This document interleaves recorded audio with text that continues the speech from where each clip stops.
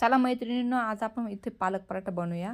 खाण्यासाठी एकदम चविष्ट आहे आणि इन्स्टंट रेसिपी सुद्धा आहे। इथे मी पालक स्वच्छ धुवून घेतला, कढईमध्ये तेल गरम करण्यात ठेवून लसूण, जिरे, मोहरी आणि हळद, धना पावडर यांची फोडणी देऊन चिरलेला पालक टाकला। चला आता कणिक मळून घेऊया। 1 वाटी गव्हाचे पीठ, अर्धा वाटी तांदळाचे पीठ, अर्धा वाटी डाळीचे पीठ, 2 चमच सफेद तीळ, हळद, ओवा आणि मिक्सरमधून काढलेली पालकची पेस्ट, हे सर्व जिन्नस आपण मिक्स करून घेऊया। कोणते एक्स्ट्राचे पाणी न घालता बघा मी एकदम व्यवस्थित कणकेचा गोळा मिक्स केला आहे। हा हाताला चिटकत नाही। तर आता पोळपाटला आपण तेल लावून घेऊया। तेल लावल्यानंतर हा पराठा खाली लाटला जातो व्यवस्थित आणि तो पोळपाटला चिटकत नाही। चपातीसारखा 4 फोडीचा पराठा पटपट पटपट लाटून घेऊया। नंतर मी तेल तव्यावर तापायला ठेवला।